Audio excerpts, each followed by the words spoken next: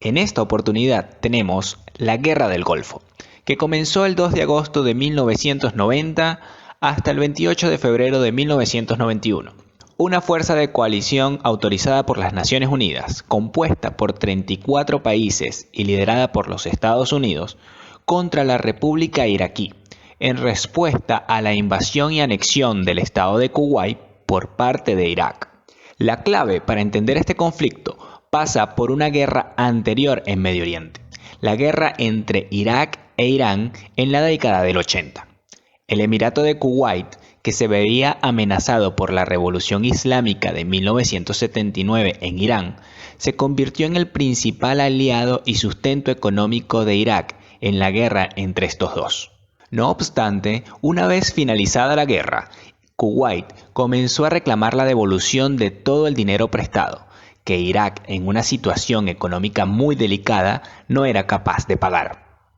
El régimen de Bagdad solicitó una condonación de la deuda, argumentando que habían luchado contra el régimen iraní, que era una amenaza también para Kuwait.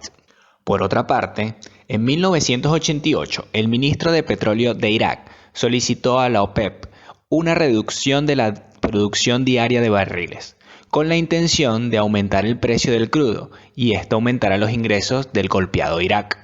Sin embargo, la política de Kuwait era justo la contraria, favorable a un aumento progresivo de la cuota de producción diaria. Con estos motivos, el gobierno de Bagdad acusó a Kuwait de una política petrolera de agresión contra Irak. Al mismo tiempo, ambos países estaban explotando el enorme campo petrolífero de Rumaila. Irak acusó a Kuwait de estar usando técnicas avanzadas y robándole su petróleo, ante lo que exigieron compensaciones. Los kuwaitíes, mientras tanto, aseguraban que tan solo era una excusa para justificar una agresión. Irak siempre ha argumentado tener derechos sobre Kuwait, ya que este territorio pertenecía a la región de Basora, dentro del Imperio Otomano. Fue la Convención Anglo-Otomana de 1913 cuando se sientan las bases para hacer de Kuwait un territorio independiente por interés británico. Todos estos son los antecedentes de un conflicto que se fue gestando durante la década del 80.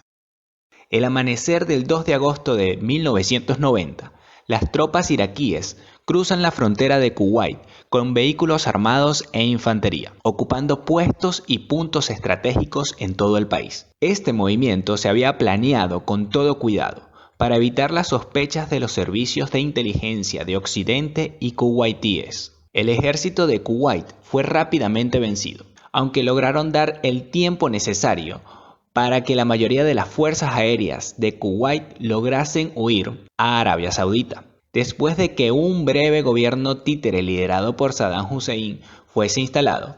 Irak anexó a Kuwait. Según investigaciones periodísticas posteriores, el primer objetivo de Saddam era poner sus manos sobre el Banco Central de Kuwait, desde donde tomó el oro y toda la reserva de dinares kuwaitíes. La ONU exigió a Irak que saliera de Kuwait antes del 15 de enero de 1991. Si se incumplía el plazo y no había respuesta favorable, todos los países participantes podrían poner en práctica la resolución número 660 y atacar a Irak.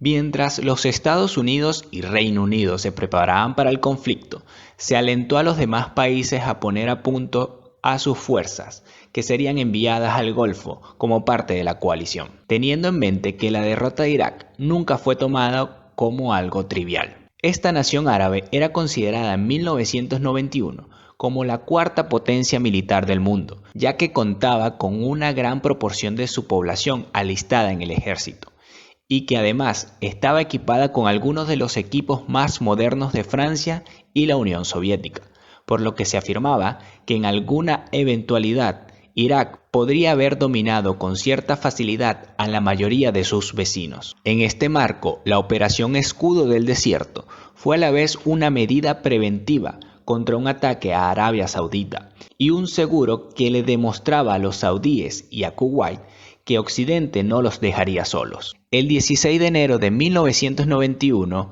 inició una campaña militar con el fin de obligar al ejército invasor a replegarse de Kuwait, atendiendo a la resolución número 660 de la ONU. En un intento por romper la coalición y provocar la salida de Egipto, Siria, Arabia Saudita y otras naciones árabes del conflicto, Saddam Hussein dio la orden de bombardear Israel. La táctica no funcionó y los israelíes se abstuvieron de realizar represalias, pero estos ataques obligaron a la coalición a modificar sus planes. El motivo principal de la actuación de Estados Unidos fue la necesidad de asegurar el continuo flujo de petróleo, ya que una interrupción haría subir los precios del petróleo y afectaría a la ya frágil economía mundial que venía recuperándose, y sobre todo la defensa de los países petroleros del Golfo. Ya esta estrategia había sido demarcada anteriormente en 1984, cuando en aquel momento la guerra de Irak-Irán iba por 5 años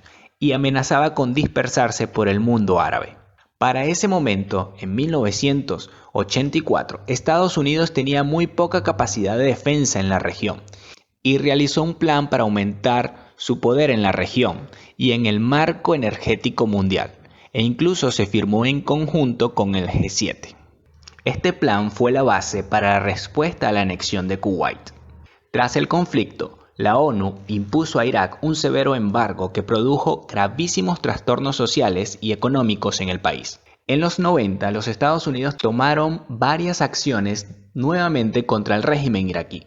Así fue como los Estados Unidos, bajo el mandato de Naciones Unidas, derrotan al régimen iraquí y Kuwait recupera su independencia. Comenta, ¿qué piensas sobre este conflicto? ¿Los Estados Unidos siempre están buscando el petróleo o fue una medida más colectiva? Comparte y suscríbete en nuestro canal.